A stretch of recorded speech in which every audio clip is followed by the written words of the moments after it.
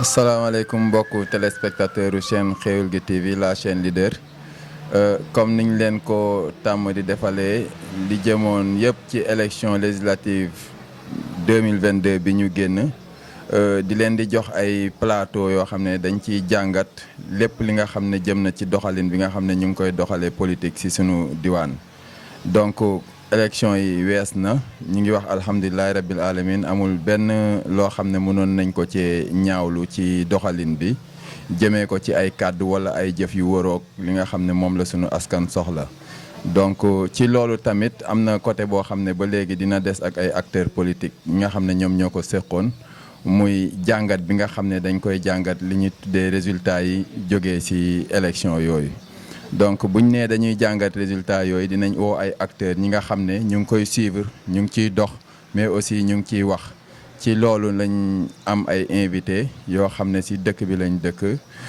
ki ci sama càmmoñ ñu gën koo xam ci Abdoulaye Dieng nekk coordonnateur départemental des karimistes nekkoon tamit investi ci liste nationale bu Wallu donc Abdoulaye ñu ngi lay nuyu. waaw asalaamaaleykum waa internetu seen Xeweul gi TV di nuyu Lamine maa ngi lay nuyu bu baax di la jaar di nuyu Cheikh sa caméraman di nuyu Lamine sama rakk di nuyu Ndiogu di nuyu waa département Nioro yëpp di nuyu tamit vraiment plateforme des karimistes bi nga xam ne moom laa jiite ma nekk président bi donc di nuyu ñëpp daal ñu seetaan waaw ñu ngi lay nuyu bu baax a baax di la fay. jërëjëf Abdoulaye nga joxal ma micro bi Mamadou Lamine Diallo nekk coordonnateur communal des jeunes de Benno Bokk Yaakaar nekkoon tamit acteur ci processus électoral bi nga xam ne génn nañ ci Lamine ñu ngi lay dalal ci Xeweul gi TV. waaw Mouhamadou Lamine maa ngi lay nuyu di la ziar lu bëree bëri di nuyu internet yi nga xamante ne ñoom ñëpp dañuy seetaan li nga xamante ni mooy Xeweul gi TV. donc beneen bi mooy di nuyu tamit ki nga xamante ni mooy sama grand di Abdoulaye Dieng grand maa ngi lay nuyu bu baax a baax di nuyu tamit Ndiogu c'est pour la première fois ñu gisee donc comme ni nga ko waxee rek ci début bi mooy que ne ñun ñëpp doomu dëkk bi lañu et je pense que ne dara yitteeluñu li nga xamante ni mooy dëkk bi donc ñuy ñaan lépp li nga xamante ni waxtaan nañ ko fi yàlla na jur li nga xamante ni mooy njëriñ mais ñu def ko ci li nga xamante ni mooy kaw fair play rek. di nuyu tamit la jeunesse bi nga xamante ne ñoom laa doon coordonné ci li nga xamante ne mooy élection yi ñu génn muy la jeunesse communale bi nga xamante ñu bokk ci coalition Benno Bokk Yaakaar donc di leen jaajëfal di leen nuyu lu bëree bëri je vous remercie. merci nga teel ma micro bi dinaa ñëwaat si yow waaye Ndiogou Gueye aussi nekk secrétaire national bu jeunesse africaine pour la citoyenneté Ndiogou ñu ngi lay nuyu. voilà Lamine maa ngi lay nuyu di nuyu internetu Xeweul gi TV. di nuyu aussi encore sama co-débatteur yi Moussa Dieng tonton Ablaye aussi di nuyu bu baax Mamadou Lamine Diallo pour Benno Bokk Yaakaar vraiment di am mbégte aussi di la rencontrer Lamine voilà. merci beaucoup comme ni ngeen ko gisee ñoom présenté nañ seen bopp Ndiogou Gueye jeunesse africaine pour la citoyenneté Mouhamadou Lamine Diallo coordonnateur jeunesse Benno Bokk Yaakaar au niveau de la commune de Nioro. Abdoulaye Dieng investi sur la liste nationale mais aussi coordonnateur départemental des karimistes donc comme niñ ko waxee rek dañuy jàngat élection yi nga xam ne jot na fee jaar moo tax ma ne sama tom comme ñoom ñoo bàccal gars yi dinañuy wax par rapport ak seen leader yi ñoom li ñu ne woon am nañ objectif u atteindre 90% ci li nga xam ne moom mooy taux ci électorat bi waaye on s'est retrouvé avec benn taux boo xam ne 57% différence boobu lan moo ko waral yéen ci seen résultat. voilà Tom maa ngi lay jaajëfal par rapport ak la question bi nga xamante ni moom nga posé donc mu nekk li nga xamante ni lu am solo la donc avant ñuy répondre li nga xamante ni mooy cette question d'abord dañuy commencer di jaajëfal li nga xamante ni mooy la population sénégalaise par rapport ak li nga xamante ni mooy la maturité bu ñu am génn dem voter ji.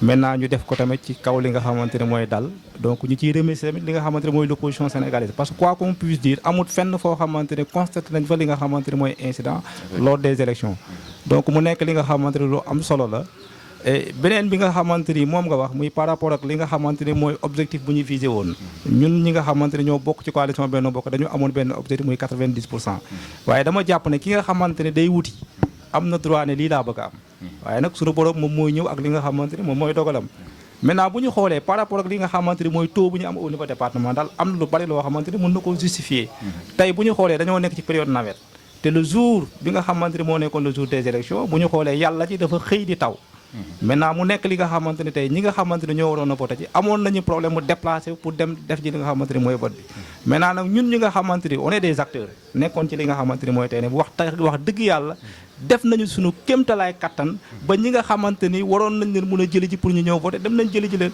et que ni mu nekk li nga xamante ni wax dëgg yàlla bokk na ci élément yoo xamante ni mën na ko justifier beneen bi mooy par rapport ak li nga xamante ni mooy élection yi nga xam ci la ñu génn tey man li ma gëm ba gëm ko mooy que ne département ñoo la desul gannaaw parce que bu ñu xoolee le département compte 15 communes et que ni bu ñu xoolee les 15 communes yi nga xamante ni ñoom ñoo fi nekk amu ci benn commune boo xamante ni am na moins de 50% à part la commune de Nioro et que ni mu nekk li nga xamante ni on peut amener des éléments de réponse pourquoi ñu am taux boobu noonu nga xamante ni moom moo nekk moins de 50% moo tax man dama gëm ni département Nioro lu leen wanoon ak le président de la République ils l'ont fait rafler toutes les 15 communes dans le département de Nioro donc là ça mérite quelque chose te bu ñu naan pourcentage je pense que ni bokk nañ ci dëkk yi nga xamante ni au moins am na loo xamante ni am nañu ko te mën nañu ko yóbbul président wane ko ne ko lii la ñu liggéey et que ni mu nekk li nga xamante ni kenn mënu koo neenal donc daal loolu lañ ci mënoon a wax et je pense que ni ñun ku ñu gàccewulul njaaraamal ku ñu njaaraamalul je pense que ni li nga xamante ni moom la ñu am bokk na ci li nga xamante ni lu am solo la au niveau national.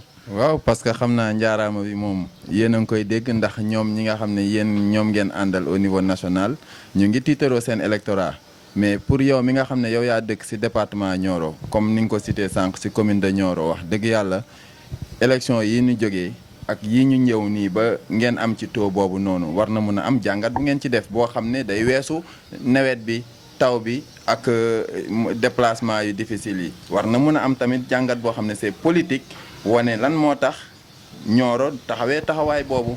man dafa am li ma gëm Mamadou Lamine mooy que ne tey boo jëmee ci compétition après chaque compétition li nga war a njëkk a def mooy évaluer sa bopp. xool li nga xamante des manquements nga rectifier ko pour que la prochaine fois dootu la arriver. moo tax man dama gëm ni à la sortie de ces élections là jàpp naa ni les responsables qui sont là du yàgg dara ils vont se réunir et essayer de tirer li nga xamante ne mooy des conclusions ou bien des leçons yoo xamante ni mun nañ ko jëlee par rapport ak li nga xamante ni moom moo fi xewoon. donc daal loolu laa jàpp ne buñ ci génnee dinañ ko def.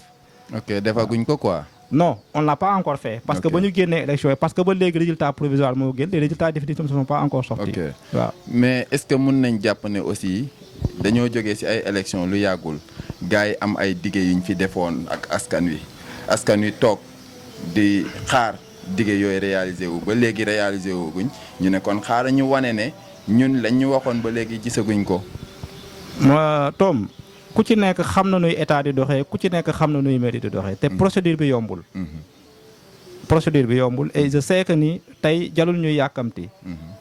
parce que bu ñu ko wekkoon rek ci ki nga xamante ne mooy le président de la république. tey am na lu bu ñu digoon am na lu bari loo xamante ne def na ko fi. am na ñeneen ak ñeneen ñoo xamante ne defoon nañu ko am na lu ñu digoon am na loo xamante ne defuñu ko. moo tax man ma gëm ne avec les nouveaux maires qui sont là. man il n'est pas encore temps que ni ñu leen di jéem a évaluer wala ñuy am loo xamante ne dañ leen koy wax. et je sais que ni les engagements yi nga xamante ne jëloon nañu ko lors de ces élections yi nga xamante ne moo nekkoon les élections locales. là je pense que jusqu'à présent ñu ngi ci li nga xamante ne moom moo nekk kii nu mu tudd promesse yooyu noonu. ah mais kon lan moo tax voté luñ ko massivement pour wane ne tamit ñu ngi am yaakaar ba léegi ci moom. yow tam xam nga li ma la bëgg a wax. waaw parce que boo ne ma 15 communes yëpp Nioro commune rek moom moo ci am pourcentage de moins de 50%. donc cela veut dire loolu code la. léegi prenons l'exemple Nioro commune man Nioro commune laa dëkk. waaw donc je remercie d'abord li nga xamante ne mooy la jeunesse bi nga xamante ne ñoo fi nekk. parce que tey kenn réeréewul mbir li nga xamante ne mooy seen taxawaay ci élection yi ñu génn parce que fépp fi nga xamante ne luuma la wala fépp fi nga xamante ne tey quartier la nekk dans la commune. dem nañu fa yóbbu fa li nga xamante ne mooy spécimen sensibiliser les populations. maintenant tey dañu am une opposition boo xamante c'est une opposition boo xamante ñoom dañuy manipuler rek. tey boo xoolee ñaar yi bokk na ci li nga xamante ni gën nañoo sonal. muy par rapport ak manipulation yi ñu doon def comme daan dem ci këru diine yi di gëmloo nit ñi naan li nga xamante ne tey moom mooy Macky Sall képp ki nga xamante ne tey votel nga ko ci élection yi. yaa ngi koy dooleel pour mu dooleel li nga xamante ne mooy góor jigéen. te man dama jàpp ne président de la république am na ci benn vidéo boo xamante ne wax na ci fekk mu ngi toog ci bopp réew mi. du mus a daganal li nga xamante ne mooy wàllum góor jigéen. benn mooy par rapport ak li nga xamante ne mooy le troisième mandat. mais ñii bokkoon na ci li nga xamante ne mooy arme bu ñu naan utiliser doon dem ci population yi doon leen ko wax. maintenant loolu man dama jàpp ne li nga xamante ne joto yegseegul ça vaut pas l'appel ñu ciy wax wala jotagul pour ñu ciy wax mun nañoo bàyyi ba mu jot bu boobaa ku nekk wax ci donc bokk na ci tamit élément yooyu beneen bi mooy par rapport ak li nga xamante ni mooy la commune de Nioro ñu bokk ci commune yoo xamante ni taux bu ñu am demeewul noonu mais y a combien de têtes de liste yoo xamante ni ñoom ñoo dëkk dans la commune de Nioro am nañ ci presque 2 am nañ ci koo xamante ni c'est un voisin mu ngi dëkk jàmm gën village bi mu bokkoon aar et que di ñooñu ñëpp seen électorat dafay influence ci li nga xamante ni moom moo nekk électorat wu Nioro donc yooyu ce sont des éléments yoo xamante ni wax dëgg yàlla mën nañ ci sukkandiku gëm ni bokk na ci li nga xamante ni moo gën a baissé li nga xamante ni moom moo nekk toowu Nioro bi waaw baax na dinañ dellusiwaat si yow dañ lay bàyyi temps nga soufflé merci mais dinañ jox aussi sunu frère Ndiogou parce que yaa ngi wax sànq implication bi nga xam ne jeunesse Benno Bokk Yaakaar impliqué nañ ko ci victoire bi nga xam ne am ngeen ko mais Ndiogou en tant que secrétaire national de jeunesse africaine pour la citoyenneté xool nga campagne yi nu mu demee gis nga implication bi nga xam ne jeunesse bi def na ko ci ban jàngat nga mën a tirer ci implication boobu waaw bon Lamine di la remercier encore une fois di remercier Lamine Diallo ci prise de parole bi bon man yoo xam ne jeunesse bi jënd nañu voté nañ parce que aussi ñoo ngi dem suivre électorat bi on travaille même avec des journalistes au niveau de Kaolack selon ñenn ñi ñu woo ci centre yi le matin moom c'était un peu les vieux ak grande dame yi ñoom ñoo dem voté ji mais dans l'après-midi on a vu quand même massivement que les jeunes se sont sortis jënd nañ dem voté ji bu ñu wax Nioro dama wax ne li tax Benno Bokk Yaakaar ñàkk Nioro doole du mag ñi ça il faut que ça soit clair je parle avec des preuves parce que Benno à Nioro commune je parle surtout à Nioro commune dinaa gën a ñëw ci Lamine parce que aussi il faut pas que ñuy jéem a apostropher le débat di jéem a ut beneen excuse bu waral la défaite des apéristes à Nioro la défaite est claire dinañ ci ñëw baax donc Nioro mag ñi jëni nañ voté yi Benno ci luñ jàpp parce que aussi dañoo yoroon ay oto di dugg si kër yi di yóbbu mag ñi ñuy voté ji kon ñaan ñëw leen tëree am doole Nioro du mag ñi c'est la jeunesse bi la léegi dama leen di wax ñoom bu ñu jëlee seen doole seen électorat bi ñu amoon ci élection locale yu ñu génn élection locale yu ñu génn rek Benno amoon na biir Nioro commune 4 listes boo xoolee ki yoroon Benno authentique c'était Dji Mohamed Ba ki jël deuxième c'était Ablaye Ba Benno il y avait Biteye Benno il y avait Matar Fall Benno bu ma defee le cumul de leurs voix dañuy jege presque 5000 voix mais boo xoolee élection yi ñu génn sur 5000 votants Benno n'a que 2700 si on fait le cumul de l'opposition a presque 3000 ci commune bi Nioro maintenant ñoom il ne se pose pas des questions à savoir lan moo waral ñoom ci élection locale yi bu ñu defee le cumul de leurs voix ça ne fait même pas 6 mois 6 mois nga amoon fi presque 5000 voix nga ñëw ba ci élection lu toll ne élection législative tu ne peux même pas avoir 3000 voix donc l'opposition a pris le dessus sur Benno Bokk Yaakaar dans Nioro commune mais moom aussi def na benn jàngat de nee na jour élection yi daf doon taw donc taw boobu yow nombre de votants yi ngay wax ne sax amoon nañ ko ci communal bi donc dafay wàññeeku bu baax mais ça c'est dans tout le Sénégal loolu moom beneen facteur lañ koy étudier est-ce que réellement le pouvoir actuel est animé de bonne foi parce que xam nga aussi il faut que ça soit dans une démocratie l'élection dafa bokk ci les principes fondamentaux pour que démocratie mën a dund je parle en connaissance de cause en science politique parce que démocratie élection moo koy suuxat kon war nga xool réellement est-ce que réellement conditions yi ñu koy defee conditions yu jaar yoon la wala yu jaar yoon yu peut-être avec bu ñu ñëwee ci législature bi député dinañ si xalaat peut-être ñu def ay propositions au président ñu xoolaat bu baax le calendrier électoral ñu jëm ko changer mais dama ne un bon citoyen taw terewu ko jël nit ñi jënd nañ massivement et ils ont sanctionné Benno Nioro et je peux vous donner les raisons il faut que ça soit clair la jeunesse n'a plus foi à ce discours d'argent le pouvoir de l'argent a perdu sa valeur devant la vérité ici à Nioro il faut que ça soit clair dañoo dem ba dañoo xam ne ñoom pour ñu mën a gagner pour ñu mën a am doole il leur faut que ñu débloquer de l'argent ils n'ont pas d'offre politique et je les défie ça c'est ce qu'on appelle une discussion de fond et pourtant ñoom fal nañ leen il faut leur demander quelle offre ont-ils ils n'ont pas d'offre ci ban base lañ leen fale mooy li ma lay wax c'est-à-dire que moo tax si nga jeunesse bi nga xam ne actuellement commencé nañu yeewu jàng ci dans les universités ñëwaat ci dëkk bi aussi di acti ñii dans le domaine citoyen ñii ci politique kenn mëntu leen nax même les parents commencé ñu yeewu parce que aussi c'est trop facile de rester 5 ans je vous donne l'exemple d'un directeur général des finances koo xam tu peux rester 5 ans sans le voir jour élection nga ko gis muy ñëw def achat de conscience c'est pas démocratique dañoo dem ba nit ñi dañoo weddi pratique boobu il faut leur demander ñoom réellement leur candidat bonne offre politique la propose la jeunesse nioroise. Je vous assure on l'a suivi d'A à Z il n'a pas d'offre politique pour la jeunesse. kon si lan lañ ko fale. parce que mooy li ma la wax kon xam nga réellement moo tax man la mag ñi ñoom ñoo ko fal man li ma wax je vous parle en connaissance de cause. mag ñi fa mais la jeunesse a bel et bien sanctionné Benno Bokk Yaakaar dans le Sénégal et particulièrement à Nioro. J'ai même écrit un texte sur ça. Benno Bokk Yaakaar le grand perdant à Nioro et partout.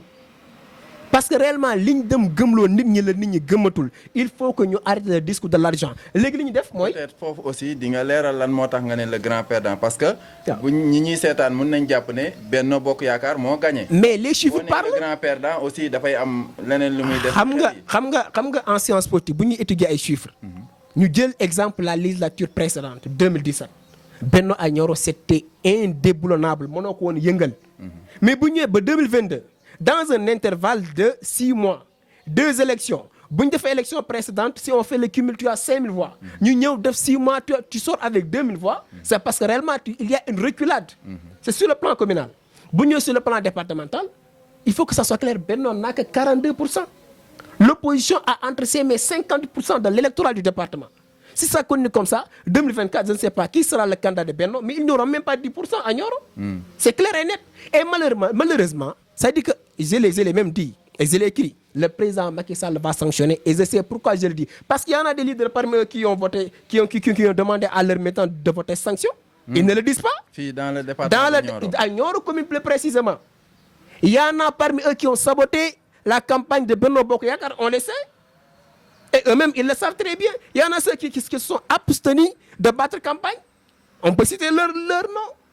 Si je vous assure si Benno à Nioro commune s'il n'y avait pas ce soi-disant Bosquet que je respecte beaucoup parce qu'on partage le même quartier il fait la fête de Nioro d'ailleurs il faut qu'on le dise. C'est un travailleur hein. Mais s'il n'y avait pas la mainmise de Bosquet Benno Bokk Yaakaar allait depuis longtemps enterré à Nioro c'est clair et net parce qu'ils n'ont pas d'offre politique moi je dis c'est-à-dire que moi j'aime Lamine nous sommes des jeunes. Il faut que ça soit clair nous attendons de nos frères et de leurs leaders qu'ils proposent aux Niorois une offre qui est conséquente et sérieuse. Il faut qu'on arrête la politique politicienne. Peut-être yéen dañ leen di laaj en tant que jeune lan ngeen doon xaar ñoom ñu offrir waa Nioro. mais ils n'ont même pas de discours malheureusement. mais yow ban discours nga doon xaar ci ñoom. moi j'attendais d'eux qu'ils nous reviennent sur les potentialités de Nioro commune et de Nioro département. Pourquoi je vous dis qu'ils n'ont pas de discours? Très récemment, le jour où on a proclamé les résultats provisoires, on a invité leur candidat, à savoir M. Mané, sur la TFM dans l'édition spéciale. À ma plus grande surprise, et je l'ai dit et je l'ai écrit, première sortie, premier échec. Au lieu de revenir sur, ça dit que pourquoi il est élu, pourquoi il est choisi sur tant de fils de Nioro, mais il n'est pas plus digne de Lamine que Lamine pour représenter Nioro. Il n'est pas plus digne que notre père Ablaye pour représenter Nioro. Mais si Nioro a renouvelé sa confiance à Benno, en la personne de Ali Mané, on attend de lui à ce qu'il revienne, à ce qu'il touche les points les plus saillants. Le chômage des jeunes à Nioro, commune comme département. Les potentialités qu'a le département, il ne le sait même pas. Parce que c'était très clair. Vous savez, quand on est élu, pour une localité, on se prépare. C'est-à-dire qu'il faut même cin bu naree neex bu ñoree dafay xeeñ. Malheureusement première sortie bi ñu def rek ça nous montre que ñun on aura un guerrier qui ira à l'Assemblée et dire oui yéen waa Wallu yéen a waxoon li parce que durant toutes les missions il ne fait qu'insulter Maître Wade insulter Sonko. Mais souhaitons que moom dina am occasion pour mu rectifier sortie boobu mu def. Je ne le crois pas. Vous savez pourquoi? Parmi eux les leaders de Benno Nioro commune a dit à travers un vocal très répandu, ils le savent très bien, il sait très bien à qui je parle, a dit que la personne, leur candidat à Nioro commune et Nioro n'a pas l'éloquence, n'a pas d'offre politique, il passe tout son temps à dénigrer des gens. Ce sont des leaders de Benno. Et 24 heures des élections législatives, ce même leader a appelé ses militants pour leur dire maintenant, j'ai changé de position, il faut voter pour Ali Mané. dinañ ñëwaat si yow si kanam tuuti dañuy jox Abdoulaye Dieng Abdoulaye yow yaa fi teewal Wallu dégg nga li ñu wax sànq si début bi wane nañ clairement ne Benno Bokk Yaakaar moo gagné élection yi mais aussi dinañ leen reconnaître yéen opposition que ne def ngeen li ñuy tuddee remontada mais nag est-ce que yéen da ngeen di wax ne nag bu ñuul boo ci amee soo mu weex daw ba sant yàlla wala waaw donc Lamine question bi rafet na lool te maa ngi ci sawar a tontu. di féliciter Lamine Diallo ci kaddu gi mu jël. Njoogu tamit déglu nañ ko macha allah lim fi wax am na solo. mais di wax Lamine rek ne ko déglu naa ci njëlbeen woo xam ne na élection yi dem nañ ko ci jàmm ak salaam. loolu lañ doon xaar. voté nañ ko ci jàmm mu pare ci jàmm amul benn incident dañ sant ci yàlla bu baax. te ñu xamaat ne ñun waa doomi Nioro rek la doomu département bi la. donc loolu rek avantage la ci. mais di ko wax rek ne ko 2017 nawet la tombeloon élection député. 2017. élection législative dafa tombeloon ak nawet. ba pare même jour élection yi daf doon taw jour boobu. suba ba ngoon da doon taw. te nii ñu defoon keroog ñoom génnee ay oto yu bëri di jëli gars yi loolu lañ defoon keroog. donc 2017 boobu foog naa ne comme Ndiogou wax na ko li ñu amoon par rapport ak bu bii nii le 31 juillet bi. écart bi dafa grave trop dañu baissé wu carrément. tey nag moom wax leer na rek am na loo xam ne nii waroon naa ko laaj ci dès le début mooy que ne Lamine bi ngeen gañee man jàpp naa ne ku gañee da ngay jubilé. te ñoom depuis loolu ba léegi déggoo ñu jubilé. depuis élection yi ba tey. ah non jubilé nañ de. kañ loolu moom teg naa ci sama bët. kañ jubilé nañ de. kañ jour élection yi ba ci. station bi lañ fee lañ jógee ba ci station bi. waaw lu tax continué wuñ. ok donc loolu rek ça prouve que ne ñoom. wax dëgg fa neex yàlla. bu ñu xoolee résultats yi ñu amoon ak tey yi ñu am rek war nañ xam ne nit ñi bàyyi nañ leen.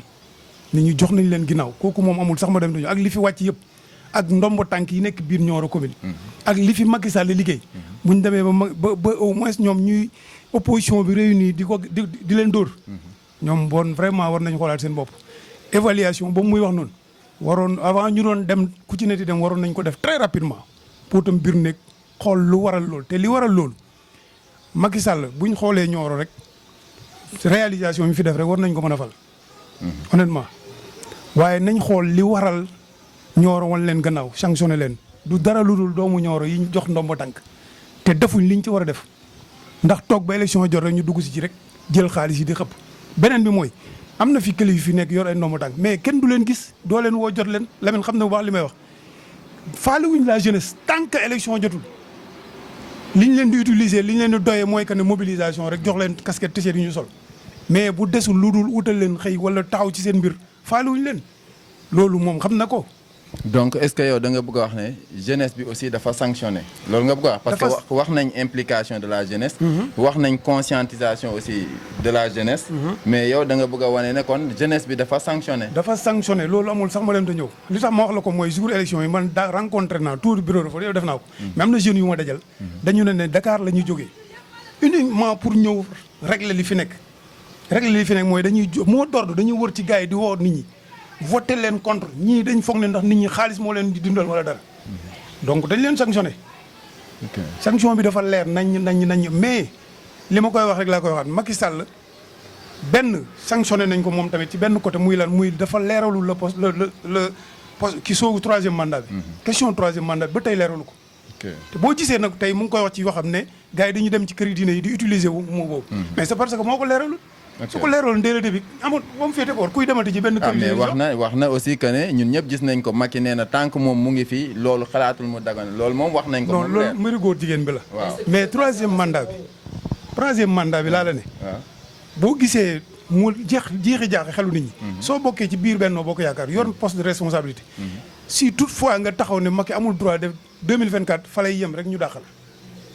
ku ko ci wax rek dàq nañ la benn ci le DG Dakar Dem Dikk. mais parce que da nga war a am nit aussi da nga war a am discipline de parti. xam nga pourquoi waaw may ma ñëw pourquoi au moins am na ku nekk ci biir Benno Bokk Yaakaar poste yore benn poste de responsabilité. il a dit que ne Macky Sall am na droit bi mais ñu bàyyi ko foofu yow daal boo waxee le contraire amul droit bi on te quitte on te fout dehors. donc da nga yaakaar ne loolu yëpp jiixi jaaxa boobu. yëpp daal jiixi jaaxa boobu moo leerul ñu ngi ko laaj du ma wax waaw du ma wax déet. ci loo xam ne ni yow ngay président de la république jiite ñëpp yor pouvoir yëpp. lu la teree war ne leen hey man la ma waxoon ba tey te laa nekk tey incha allahu rabi 2024 damay pare loolu boo ko waxoon rek nit ñi ku ciy campagne yi doo dem ci benn kër yi dina naan leen Macky Sall na wax na leeral. effectivement il l'a pas dit. mais yow aussi waxuloo dara ci li ma la laaj. parce que nee naa la maa ngi ñëw. waaw dox nga ne lu liñ ci nagu ñuul soo jamee non non. mais loolu ku xam politique ni muy doxee. xam ne fa ñu jógee woon. ak fi ñu am tey. loolu résultat boo xam ne la ndam la ci ñun. ndam la ci ñun ku xool tey assemblée nationale. ñenn ñaata député lañ am. on a eu 24 députés. effectivement wallu. Yewwi am na xaw ma 53 ou 57 56. mais loolu résultat boo xam ne wax dëgg yàlla dañ koy tiitaroo ndam la. li tax ma ne la ndam la mooy ci biir woo xam ne na am na kàngam yu ñu ko fi seqaloon fii ñoom waa Bennoo. ay leader wala ay candidat mais candidat yooyu ñoom niñ leen noyé woon ci biir campagne bi sax dama ci doon dama amoon gàcce sax bu may génn c'est-à-dire ñoom seen caravane mën naa jógee ISRA ba garage. caravane ñoom Bennoo Bokk Yaakaar. ñun ñu yor benn oto wala ñaar yoo xam ne benn rajo lañ ciy rek. des fois sax ku mel ni Abdou Diaw moto lay jël rek yéeg ci kaw taxaw.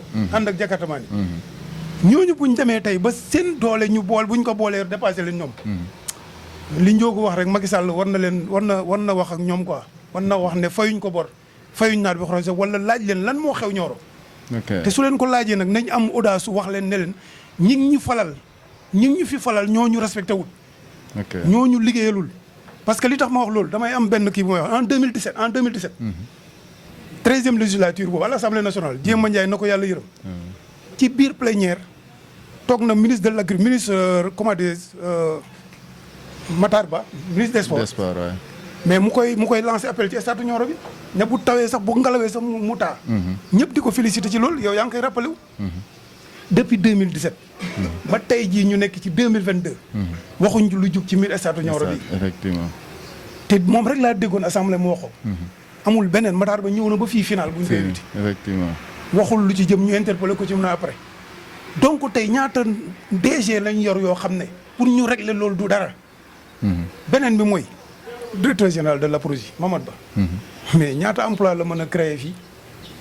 ñaata emploi la mën a créer fii. dans le département mu ngi créer emploi. nañ wax emploi yi mu créé lan la.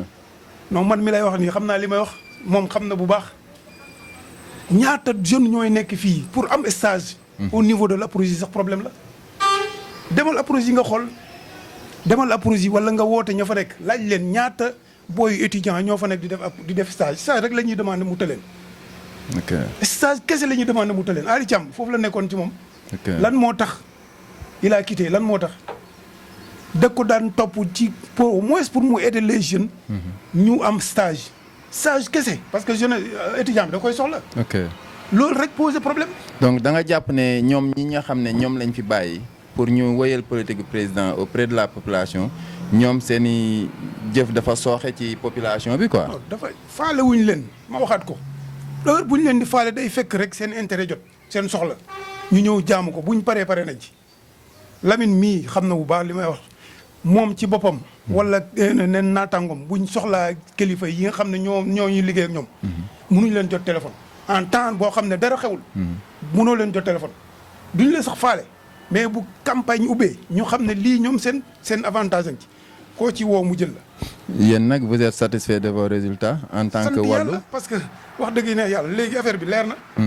leer na nañ ñun ku ñuy jàppoon ne parce que man mii di wax ak yow. au moins Ali mi ñuy taxaw ci keroog TFM di wax comme ni ñii seetaan nañ ko. wax dëgg yàlla débat bi fi ñu ko doon xaaree sax jegewu fa. xuloo rek dégg sante téesante la fa nekkoon di accuser ñenn ñi waaye wax dëgg yàlla am na taxawaay beneen bu mu waroon taxaw. commune Darou Salam. mais 6 bureaux de vote dama ko fa gañ. 6 bureaux de vote moom nay wax réellement li am. 6 bureaux de vote te mën naa la leen limal fii ñu toog. yan la Touba Saloum. dañ ko fa dóor. Daggase ko dañ ko fa gañe. Medina Parax dañ ko fa gañe. Màkka Ñegeen dañ ko fa gañe. Vélingara Ndemeen dañ ko fa gañe.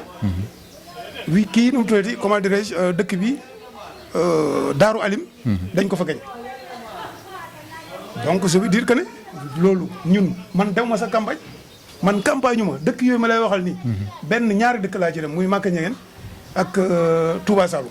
mais quand même Nioro yeewee kooguñ ba léegi ñu ngi am confiance ci benn bokk yaakaar Nioro moom yeeweeku nañ xaw ma lan waaye Nioro ñoom yeeweeku nañ. waaw non tënk bi moom dindi nañ ko quoi franchement parler. ñoom xam nañ loolu sax. baax na joxal ma Lamine Lamine dégg nga ñoom ñaar ñëpp dégg nga ni ñu defee jàngat par rapport ak élection yi résultats yi ak implication bi jeunesse bi am lan nga ci indi comme ton. voilà d'abord damay commencer ci di gërëm di sant. nos responsables politiques qui sont dans le département de Nioro. tey dama ne Djima Mat Ba Lamine Dieng Modou Moustapha Ba. Serigne Mbaye Thiam. Ali Mané ak Adja Soukay mi nga xamante ni moom la ñu investiroon. bu leen neexee au niveau national bu ñu génnee di dox di yëkkati mbagg. ok. Dakar y a combien de ministres et y a combien de directeurs généraux? bëri na de. À Ziguinchor y a combien de ministres et y a combien de directeurs généraux? bëri na de. À Louga la même chose.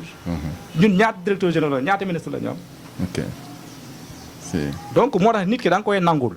d'accord mun nañu ñàkk li nga xamante ni mooy même vision politique. mais li nga xamante ni mooy la réalité bi nga xamante ni moo nekk dans le département de Nioro tey ba ñuy dem ci élection yi 8 listes la woon. maintenant 8 listes yi ba ñu ko tegee ki nga xamante ni mooy Benno Bokk Yaakaar moo jiitu ñu ne Benno Bokk Yaakaar ndam lu mu am nii. duñ ko nangul mais ci kaw lal. sànq mon frère mu ngi koy wax parce que moom ci biir waxam sax day wax di contredire boppam parce que li nga xamante ni moom moo baissé li nga xamante ni mooy taux de participation bi revenir na ci. am na nag leneen loo xamante ni wax na ko mu koy bëgg a confirmer loolu du mu ko confirmer mooy par rapport ak les responsables yi nga xamante ni ñoo doon wax ñenn ñi nañu voté bulletin nul wala ñenn ñi nañu abstenir. loolu c'est pas à moi de confirmer ça. du ma dugg ci li nga. waaw d'accord xam nga on est en politique. tey fii kenn moomul kenn. tey am na ñoo xamante ni bu leen neexee ñu dugg seen néeg def li nga xamante ni moom la leen seen xel jox. loolu la mu jàll mënu ci dara.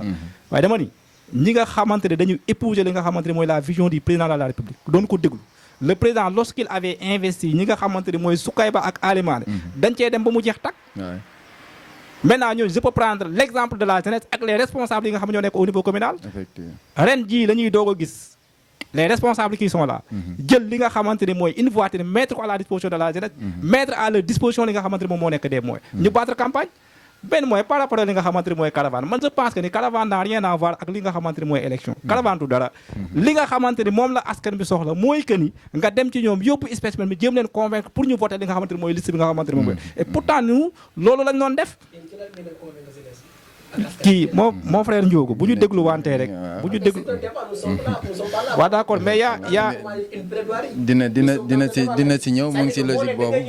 da ngeen dem ci askan yi di leen conscientiser si lan. vous n'avez pas d'offre. Quelle offre aviez-vous par rapport à ces élections? Parce que ñun ñoo ngi woon Nioro. Avant la campagne, pendant la campagne et après la campagne.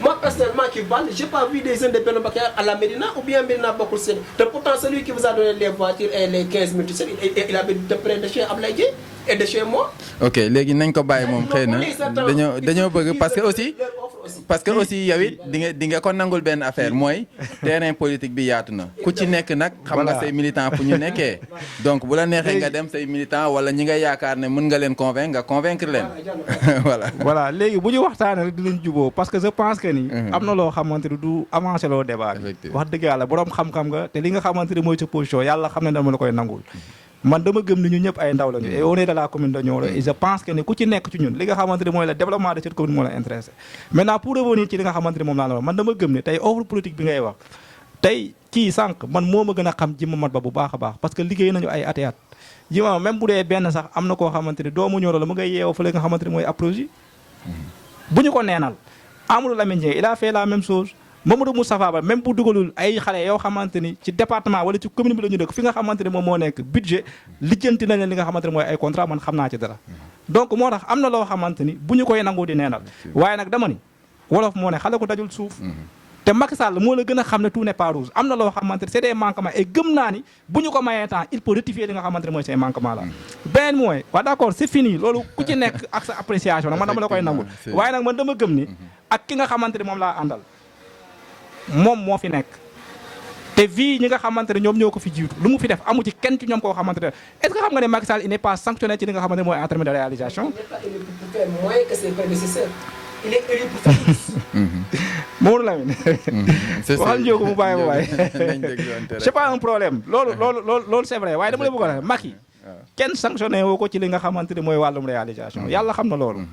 Ablaye Dieng sànq mu ngi koy wax nee na bu nekkoon population bi dañoo xool ci les réalisations yi nga xamante ne def na ko ci li nga xamante ne mooy Nioro commune dañ koy jàppale. effectivement Laye Dieng moo ko wax sànq man waxuma ko maintenant bu ñu demee au niveau départemental wala au niveau national parce que sànq rek avant ñuy débuter le débat nee na les chantiers yi nga xamante ne moom moo nekk à Dakar moo waral li nga xamante ne mooy mbënd mi foofu. te man dama jàpp ne ku ñuy fal wala ki nga xamante ne moom la ñuy teg ci bopp réew mi c'est kooku noonu dañ koo bëgg bu ñu ko joxee réew mu am fu mu ko jëlee am fu mu ko yóbbu. effectivement maintenant nag en terme de li nga xamante ne mooy en terme d'emploi tey je pense que ni état mënul joxe emploi mais il peut créer des mécanismes. te Macky Sall laa fait tey centre de formation bii ñu am néew na dëkk yu ko am dans la nation di koy numtul au niveau national. niveau national. waaye nag nit ki souvent li nga xamante ne lu ñu naan jege kiiraay la. am na ñoo xamante du leen jege du ñu xam li nga xamante ne mooy avantage yi. man nag mun naa gëm ñu jëmale li nga xamante ne mooy sunu communication wala sunu sensibilisation ci wàll boobu pour que les jeunes jéem a dem wuti ji li nga xamante ne mooy la qualification. tey ñu bari jàng nañu bac mais ils n'ont pas jàng nañu am bac mais ils n'ont pas de qualification. et loolu il faut reconnaître ça. il faut que ñu nit ñi reconnaître loolu. beneen bi mooy man dama gëm ni élection yi mënuñu muusa ko waane ba génnee fi loo xamante ni Benno Bokk Yaakaar nekkul ca kaw au niveau national on a combien de députés. effectivement ku ci topp ñaata député la am ku ci topp ñaata dem ñeneen ñi nga xamante ne ñoo ci topp ñaata député la ñu am. donc moo tax man dama gëm ni la coalition Benno Bokk Yaakaar ci compétition la ñu doon dem maintenant ba ñu demee ci compétition ñoo jël rawagaatu gi man loolu laa gëm. mais quand même jeexi jaaxa am na ci parce que ku doon wax ne dinaa la bàccal ki doon xalaat am majorité boo xam ne rek confortante nga mujjee dem ba ñu naan ñu ngi yegg ci balançante donc loolu aussi am na jàngat bu ñu mën a def. toom dama ni. bu ñuy dem ci combat wala bu ñuy dem ci li nga xamante ne mooy xare. am nañu droit fixer des objectifs. suñu borom nag mooy ñëw ak li nga xamante ne mooy dogalam maintenant am na yoo xamante ni ñëw nañ ci. la pluie da ciy joué bu baax a baax. ah mais boobu seen faveur la non il a dit la pluie moom seen faveur la. parce que yéen a yor oto yi. yéen a yor moyens yi waaw d'accord non dama ne la mais taux de participation c'est combien au Sénégal. waaw taux de participation moom baaxul. non dama ni taux de participation. bii nii ça a dépassé 36%. dama ni taux de participation au niveau national c'est combien. c'est 43% grand. waaw. parce que ñaata nit mais baaxul. effectivement mais c'est plus beau que 2017. non dama ni xam nga man dama nekkul ci ay 2017. 2018 2019 man maa ngi ci 2022. non dama ni waaye même ça waaye dama ni kii ba ñu muy invité lu mu wax on va analyser les résultats yi nga xamante ne mooy élection yi ñu génn. man nag dama nekkul ci ay 2017 2019 2018 waaye li ma gëm ba gëm ko mooy que ne taux de participation dafa faible maintenant lan moo waral cette faible nu mu tudd. faiblesse participation boobu noonu. donc effet naturel la pluie. effet naturel. ok effet naturel. mais am na boo xam ne tamit jàngat nañ ko ci mooy que ne gars yi ñoom ils ont voulu sanctionner. non dama ni bu ñu sanctionné woon ko doon Macky Sall lu am li nga xamante ne mooy 82 députés au niveau national beneen bi mooy il faut respecter les Sénégalais et il faut respecter la population Nioro nit kenn mënu koo jënd.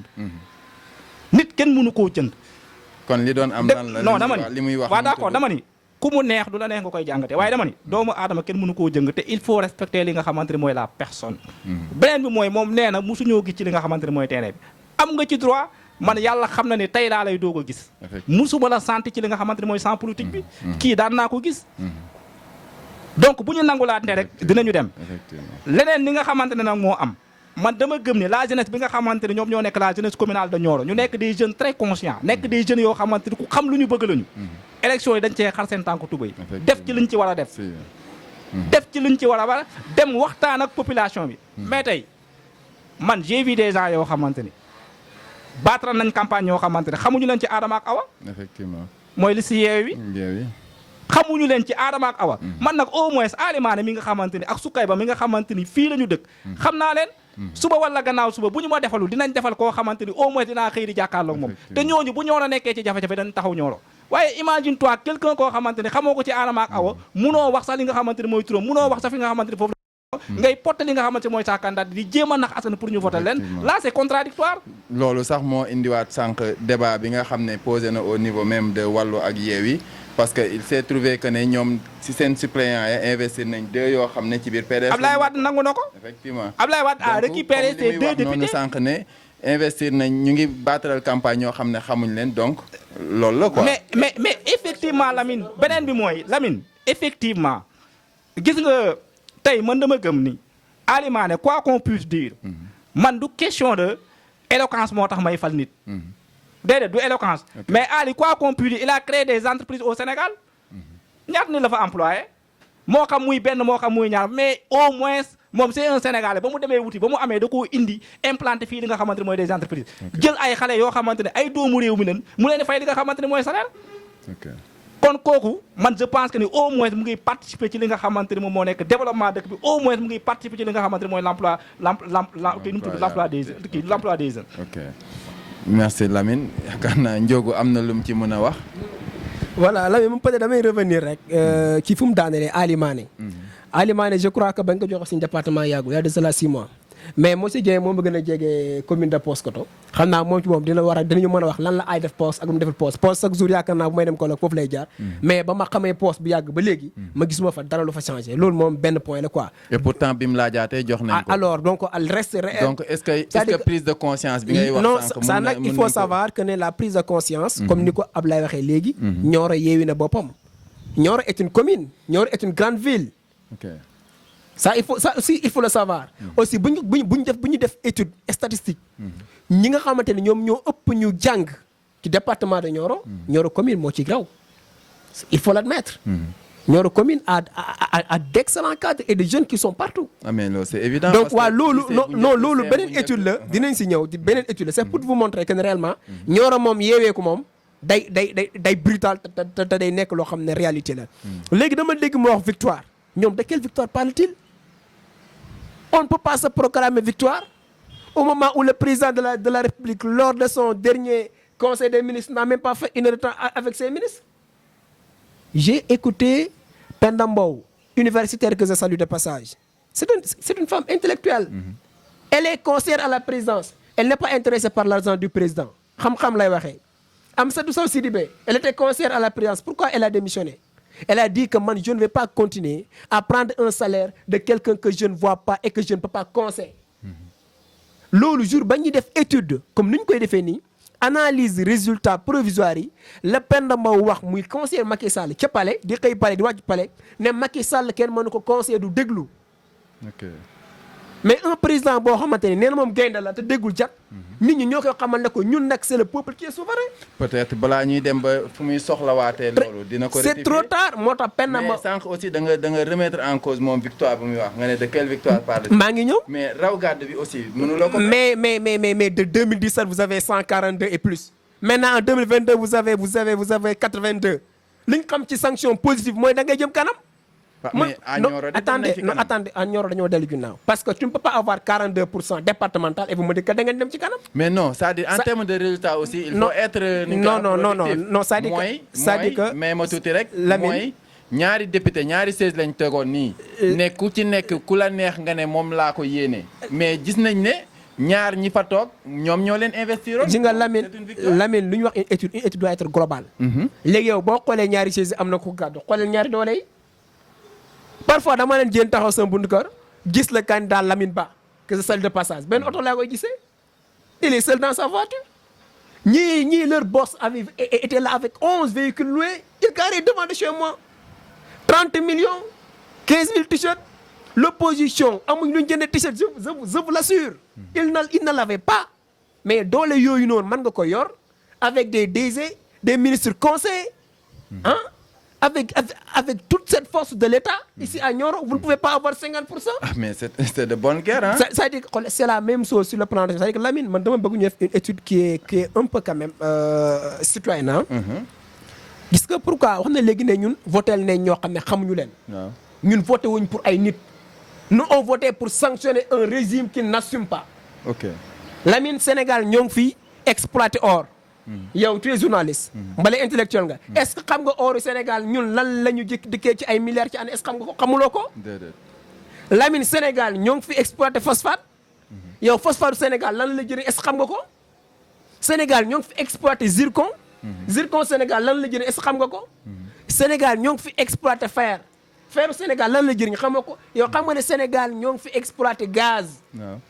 yow bu nekkuloon puits de gaz yi itam takk sa gajaga yow na nga xam ne Sénégal am na gaz. y a des journalistes à ma plus grande surprise dañ ko assumer devant la télévision mos ñu xam ne Sénégal ñoo ngi exploité gaz. mais ma laaj la dafa am un grand savant bu ñu wax Père Goudiaby Atepa.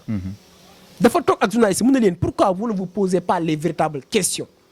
pourquoi vous êtes si riche en sous-sol alors que vous êtes pauvre. C'est parce que nous, on n'a pas de député sérieux qui peut poser les débats les plus véritables à l'Assemblée pour dire à l'État, nous, or, ben ngeen jëlé Kédougou, lu mu jëriñ waa Kédougou, dem nañ Kédougou. Kédougou fait partie des zones les plus pauvres du Sénégal. te pourtant foofu lay or bi di génnee. xam nga ne or suuf or bi rek duñ ko jaay Sénégal est-ce que xam nga loolu. suuf or bi ñu ko dem construire suñu néegi jettu ñu jënd ay ventilateurs parce que dafay garder humidité. chaleur mënu ko dugg. xoolal ma suuf bu riche boobu. dañ koy def ci ay camions jaay ji ko Chine. Je vous donne des informations claires. Moi, j'attends des débats de profondeur. commission parlementaire sur comment dirais-je mbënd mi à Dakar 700 milliards et quelques. Il y avait une commission parlementaire ba léegi joxaguñ seen ay conclusions joxuñ ko benn état joxuñ ko benn population yóbbuñ ko assemblée pare leen ko yóbbu bàyyi ko fa te pourtant commission parlementaire peuple bi la yónni. donc yow da nga ñu bëgg a wax au-delà de Nioro que ne très bien sanction bi dafa gën a mauvaise politique mauvaise gouvernance et que d'ailleurs ji nga 14e législature bi ils n'ont qu'à ñun gëmuñu opposition gëmuñu pouvoir xam nga lañ gëm ay liggéeykat. Même ceux qui sont de Yewwi et de Wallu ce qu'on attend de mooy ces questions saillantes là question de développement yi nañ ko toucher avant ñuy waxu pétrole gis nga dama la faire kese borom xam-xam yi dëppoo nañ ne day développer réew effectivement waxuma la nga am gaz di ko jox américains yi zircon bi phosphate bi mais or Sénégal kan moo fi takk or mais dama j'ai fait des enquêtes dem naa fu ñu jaay or petite gramme 75 000 jëlee il faut faire la cartographie des 14 régions du Sénégal seules 5 raisons sont des raisons vivantes maanaam raisons yoo xam ne di nga fa dem fekk fa ay entreprises je vous parle d' entreprise yoo xamante ni dañuy dëppoog les normes internationales war a mën a recruter tous les 9 raisons qui restent voire les 10 raisons amul dara y a rien ce sont des raisons désertes. merci Abdoulaye moom am na fu mu yóbbu débat bi donc on parlait de Nioro mais gis na ne genn golo gudd na foo ci laal rek borom bi yëg ko on parle de Nioro mais aussi day interpeller directement l'autorité en chef peut-être sanction bi moom lié na ko ak mauvaise gestion mauvaise politique ndax yéen a bokk gis-gis foofu waaw bokk nañ sax gis-gis mais man débat bala may yegg au niveau national damay campéwaat ba tey rek fii ci département bi rawatina biir commune bi ci li may wax Lamine rek ne ko seen Benno Bokk Yaakaar boobu man nangul naa leen seen victoire mais ñoom d'après buñ xoolee def seen njàngat war nañ laaj lan moo waral tey Nioro nit ñi sanctionné leen li tax ma koy wax mooy seen leader yi am na ci ñoo xam ne wax na ne dañ tànn Soukey ak Ali Mané mais am na ñu ci d'accordul te ñu ngi ci biir Benno bi ñoom fii dans le département mais ndoxoon naa nañ mënuñ ko manifester kenn ci ñemul a génn ne d'accorduma da nga naan pat nekk ci biir di jouer le jeu bi élection yi yiiru élection yi bi ñu joxee résultat yi 20 heures am na ku bokk ci ñoom yoroon bagage yi ci biir Benno nee na ma am na ñoo xam ne ñoo tax ñu sanctionné ñu ngi ci biir Benno fii ci commune Nioro bon ce qui veut dire que ne am na ñoo xam ne d'accord ñu woon ci liñ leen proposé Ali ak Soukey donc feeñ na li tax mu ne feeñ na mooy département bi fépp fu ñu fa daje dañuy xuloo ba lañ fay jóge mais aussi loolu mooy démocratie tamit grand parce que mënuloo dajale ay nit ba pare nga proposé nga ne ñëpp nañ d'accord dina am ñoo xam ne certes bu ñu sañoon ñoom si seen bopp ñu jël leen wala ñu jël keneen ku dend ak ñoom mais bu fekkee ne amuñ prérogative wala privilège yu jël ñoom dañuy teer leur niñ ko wax choix su ko defee nag ils sont obligés ñu rejoindre les rangs mais boo rejoindre nga muyee la mayo ok bu fekkee rejoindre nga rek muyee la moyen bul tricher te gis nañ fii à 72 heures des élections ñu fi joxe consigne ne nañ voté contre wala nañ voté bulletin nul benn ci Maxime Montero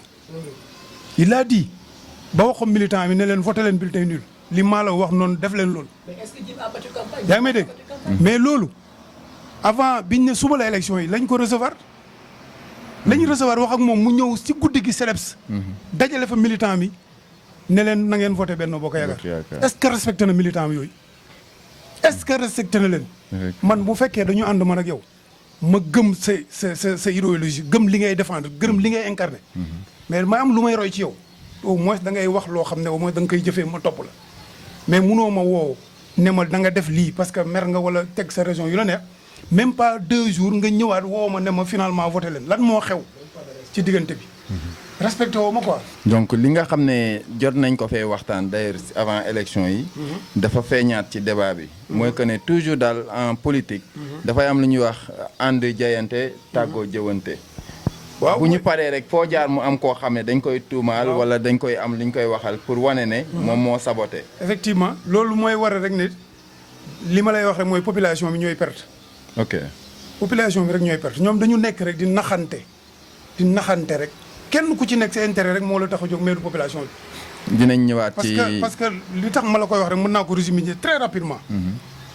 Benno Bokk Yaakaar moo investir à Limané. waaw Benno Bokk Yaakaar conseil départemental bi passé. dañu investir woon Malaw. waaw Aliou refusé na du ko suivre.